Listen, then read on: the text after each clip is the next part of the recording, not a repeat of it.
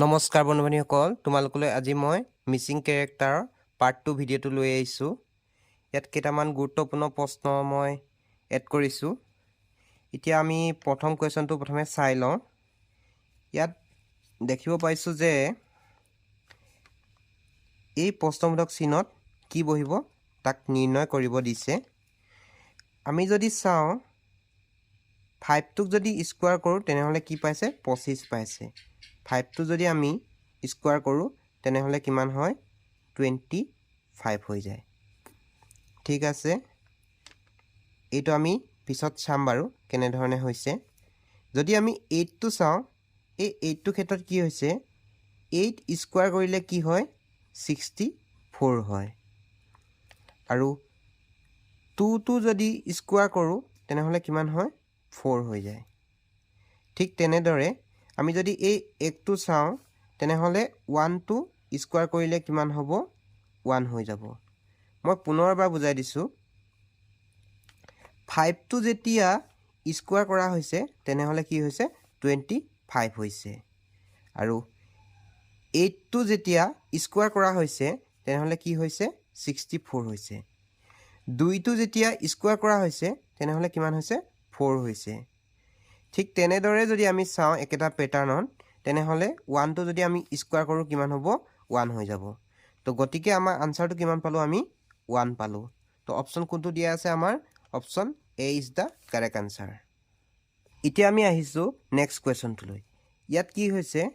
এই প্ৰশ্নবোধক চিনটোত কি বহিব তাক আমি নিৰ্ণয় কৰিব লাগে। যদি আমি চাওঁ এই 2টোৰ লগত যদি আমি 2 পূৰণ কৰোঁ, তাৰ লগত যদি পুনৰ 1 যোগ কৰোঁ তেতিয়া আমি কিমান পাওঁ? 5 পাওঁ। ঠিক তেনেদৰে এই 3টোৰ লগত যদি আমি 2 পূৰণ কৰোঁ আৰু তাৰ লগত যদি 1 প্লাছ কৰোঁ তেনেহ'লে কিমান পাম আমি? 7 পাম। ঠিক আছে, ঠিক তেনেদৰে এই 4টোৰ লগত যদি আমি 2 পূৰণ কৰোঁ আৰু তাৰ লগত যদি আমি 1 প্লাছ কৰোঁ তেনেহ'লে আমি কিমান পাম? 9 পাম। ঠিক তেনেদৰে আমি এই 5টোৰ লগত যদি আমি 2 পূৰণ কৰোঁ প্লাছ 1 কৰিলে আমি কিমান পাম? 11 পাম। তো গতিকে আনচাৰটো কি হ'ব আমাৰ? 11 হৈ যাব। তো কোনটো অপশ্যন দিয়া আছে আমাৰ? Option B is the correct answer. মই পুনৰ এবাৰ বুজাই দিছোঁ। যেতিয়া আমি এই 2টোৰ লগত 2 এটা পূৰণ কৰিম আৰু তাৰ লগত 1 এটা যদি প্লাছ কৰোঁ তেনেহ'লে আমি কিমান পাম? 5 পাম। যদি আমি এই 3টোৰ লগত 2 এটা পূৰণ কৰোঁ আৰু তাৰ লগত যদি 1 প্লাছ কৰোঁ তেনেহ'লে আমি কি পাম? এই 7টো পাম। ঠিক তেনেদৰে এই 4টোৰ লগত আমি যদি 2 এটা যদি পূৰণ কৰোঁ তাৰ লগত পুনৰ 1 যোগ কৰিলে এই 9টো পাম। ঠিক তেনেদৰে 5টোৰ লগত 2 এটা যদি পূৰণ কৰোঁ আৰু পুনৰ 1 যোগ কৰিলে আমি কিমান পাওঁ? ইয়াত আমি 11 পাম। গতিকে আমাৰ কোনটো আনচাৰ হ'ব? Option B is the correct answer. এতিয়া আমি আহিছোঁ নেক্সট কুৱেশ্যনটোলৈ। নেক্সট কুৱেশ্যনটোত আমাক কি দিছে? এই প্ৰশ্নবোধক চিহ্নত কি বহিব তাক নিৰ্ণয় কৰিব দিছে। আমি যদি চাওঁ এই 4টোৰ লগত 2 পূৰণ হৈছে কিমান হ'ব? 8 হ'ব। আৰু 8ৰ পৰা যদি আমি 1 মাইনাছ কৰোঁ তেনেহ'লে কিমান পাম? 7 পাম। এইটোৰ পৰা আমি এই সংখ্যাটো পাইছোঁ। ঠিক তেনেদৰে আমি যদি নেক্সটটো চাওঁ তেনেহ'লে এই 7টোৰ লগত 2 পূৰণ হৈছে কিমান হ'ব? 14 হ'ব। আৰু 14ৰ লগত যদি আমি 1 প্লাছ কৰোঁ তেনেহ'লে কিমান হ'ব? 15 হৈ যাব। তো আমি এই সংখ্যাটো পালোঁ। তাৰপিছত কি হৈছে? এই 15টোৰ লগত পুনৰ 2 পূৰণ হৈছে কিমান হ'ব? 30 হ'ব। 30ৰ পৰা 1 মাইনাছ হৈছে তো কিমান হ'ব আনচাৰ? 29 হ'ব। তো আমি এই সংখ্যাটো পুনৰ পাই গ'লোঁ। তো এতিয়া আমি নেক্সটটো চাওঁ। 29ৰ লগত যদি 2 পূৰণ কৰোঁ তেনেহ'লে আমি পাওঁ 58। আৰু 58ৰ লগত যদি আমি 1 এটা প্লাছ কৰোঁ তেনেহ'লে কিমান পাম? 59 পাম। তো তো আমি এই সংখ্যাটো পুনৰ পাই গ'লো এতিয়া আমি নেক্সটটো চাম 59 লগত যদি আমি 2 এটা পূৰণ কৰোঁ তেনেহ'লে কিমান হ'ব 118 হ'ব আৰু তাৰ পৰা যদি আমি 1 টা মাইনাছ কৰোঁ তেনেহ'লে কিমান হ'ব 117 এতিয়া আমি এই সংখ্যাটো পাই গ'লো এতিয়া আমি নেক্সটটো চাম 117 লগত যদি আমি 2 এটা পূৰণ কৰোঁ তেতিয়া আমি কিমান পাই যাম 234 পাম আৰু 234 লগত যদি আমি 1 প্লাছ কৰোঁ তেনেহ'লে আমি পাম 235 এতিয়া আমি এই নেক্সট সংখ্যাটো পাই গ'লো এতিয়া আমি নেক্সটটো চাম 235 লগত আমি যদি 2 পূৰণ কৰোঁ তেনেহ'লে আমি কিমান পাওঁ তেতিয়া আমি পাওঁ 470 আৰু 470 পৰা যদি আমি 1 মাইনাছ কৰোঁ তেনেহ'লে আমি কিমান পাম 469 এতিয়া ইয়াত কি বহিব আমাৰ 469 বহিব তো অপশ্যন কোনটো দিয়া আছে আমাৰ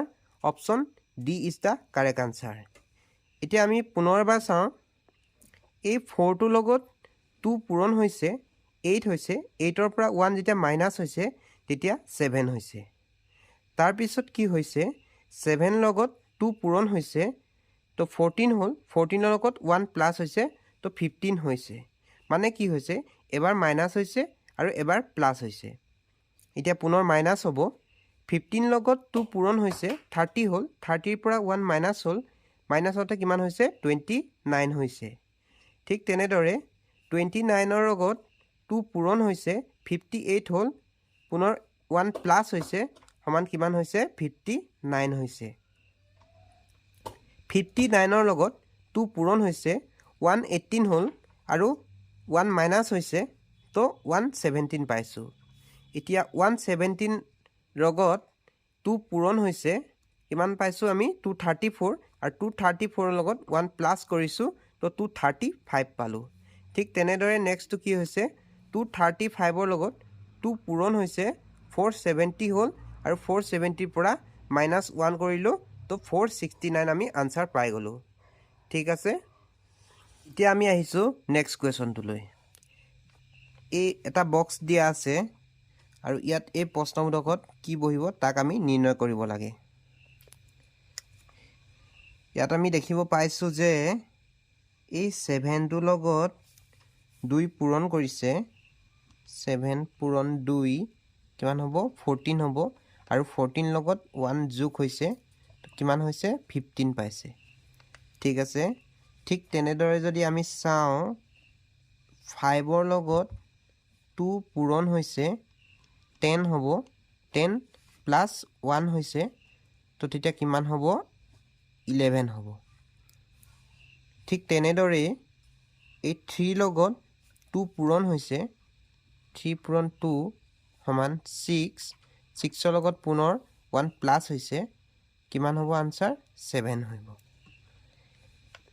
তো আমি দেখিলোঁ যে সকলো লগতে 2 পূৰণ কৰি পিনে প্লাছ 1 কৰিছে তো আমি যদি এই 2টো ক্ষেত্ৰটো চাওঁ তেনেহ'লে কি হ'ব 2 পূৰণ 2 সমান 4 প্লাছ 1 তেনেহ'লে কিমান হ'ব আনচাৰ আমাৰ 5 হৈ যাব অপশ্যন কোনটো দিয়া আছে আমাৰ option A is the correct answer আমি পুনৰবাৰ চাইছোঁ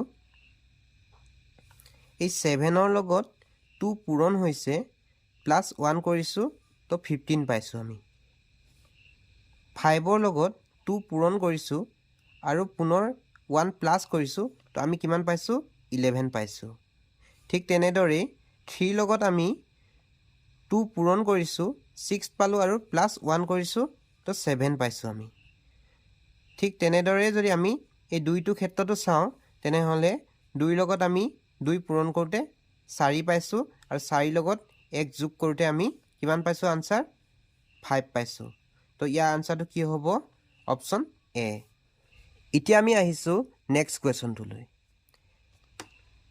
ইয়াত এটা আমাক চাৰ্কুল দিয়া আছে আৰু এই প্ৰশ্নবোধক চিনত কি বহিব তাক নিৰ্ণয় কৰিব দিছে আমি দেখিছোঁ যে 7ৰ পৰা যদি আমি 3 বিয়োগ কৰোঁ কিমান হ'ব 7 - 3 তেতিয়া কিমান হ'ব 4 হ'ব 4টো যদি আমি কিউব কৰোঁ তেনেহ'লে কিমান পাম আমি 64 পাম ঠিক তেনেদৰে যদি আমি চাওঁ 5ৰ পৰা যদি 4 বিয়োগ কৰোঁ কিমান হ'ব 5 - 4 = 1 1টো যদি আমি পুনৰ কিউব কৰোঁ তেনেহ'লে আমি কিমান পাম 1 পাম ঠিক তেনেদৰে 11ৰ পৰা যদি আমি 8 মাইনাছ কৰোঁ 11 - 8 সমান কিমান হ'ব 3 3টো যদি আমি কিউব কৰোঁ তেনেহ'লে কিমান পাম 27 পাম তো আমাৰ সেম ৰুলটো যদি ইয়াতো আমি এপ্লাই কৰোঁ তেনেহ'লে 8ৰ পৰা যদি আমি 2 মাইনাছ কৰোঁ তেনেহ'লে আমি কিমান পাওঁ 6 পাওঁ 6টো যদি আমি কিউব কৰোঁ তেনেহ'লে আমি কিমান পাম 216 তো ইয়াৰ কাৰেক্ট আনসাৰটো কি হ'ব 216 হৈ যাব গতিকে অপশ্যন কোনটো হ'ব আমাৰ option D is the correct answer পুনৰবাৰ মই বুজাই দিছোঁ 7ৰ পৰা যদি আমি 3 মাইনাছ কৰোঁ তেনেহ'লে আমি কিমান পাওঁ 4 পাওঁ 4টো যদি আমি কিউব কৰোঁ তেনেহ'লে আমি কিমান পাওঁ 64 পাওঁ ঠিক তেনেদৰে 5ৰ পৰা যদি আমি 4 মাইনাছ কৰোঁ তেনেহ'লে 1 পাওঁ 1টো যদি আমি কিউব কৰোঁ তেনেহ'লে কিমান হ'ব 1 হ'ব ঠিক তেনেদৰে 11ৰ পৰা যদি আমি 8 মাইনাছ কৰোঁ তেনেহ'লে আমি 3 পাওঁ 3টো যদি কিউব কৰোঁ তেনেহ'লে আমি 27 পাম ঠিক তেনেদৰে 8ৰ পৰা যদি আমি 2 মাইনাছ কৰোঁ তেনেহ'লে আমি 6 পাম 6টো যদি কিউব কৰোঁ 216 হ'ব তো ইয়াৰ কাৰেক্ট আনসাৰটো কি হ'ল অপশ্যন ডি এতিয়া আমি আহিছোঁ শেষৰটো প্ৰশ্নলৈ ইয়াত কি দিয়া আছে এটা সাৰ্কুল দিয়া আছে আৰু ইয়াত এই প্ৰশ্নবোধকত আমাৰ কি বহিব তাক আমি নিৰ্ণয় কৰিব লাগে এতিয়া যদি আমি চাওঁ এই 3টোক যদি আমি স্কোয়াৰ কৰোঁ কিমান হ'ব 9 হ'ব সেই 9টো আমি যদি ইয়াত বহাই দিওঁ তেনেহ'লে সেই 9টো যদি পুনৰ স্কোয়াৰ কৰোঁ তেনেহ'লে কিমান হ'ব 81 এতিয়া যদি আমি 81টো যদি ইয়াত বহাই দিওঁ তেনেহ'লে সেই 81টো যদি পুনৰ আমি স্কোয়াৰ কৰোঁ তেনেহ'লে আমি কিমান পাম 6561 এইটো পাই যাম তো গতিকে আমাৰ এই প্ৰশ্নবোধক চিহ্নত কি বহিব 9 বহিব এইটো একেবাৰে ইজি আছিলে গতিকে ইয়াৰ কাৰেক্ট আনসাৰটো কি হ'ব অপশ্যন এ হৈ যাব পুনৰবাৰ বুজাই দিছোঁ মই 3টো যদি স্কোয়াৰ কৰোঁ 9 পাম আৰু এই 9টো যদি ইয়াত বহাই দিওঁ আমি 9টো স্কোয়াৰ কৰিলে পুনৰ 81 পাম আৰু এই 81টো যদি আমি পুনৰ স্কোয়াৰ কৰোঁ তেনেহ'লে 6561 পাম গতিকে ইয়াৰ আনসাৰটো 9 হৈ গ'ল আজিলৈ ইমানে আছিলে যদি ভিডিঅ'টো ভাল পালা তেনেহ'লে লাইক শ্বেয়াৰ কৰিবলৈ একেবাৰে নাপাহৰিবা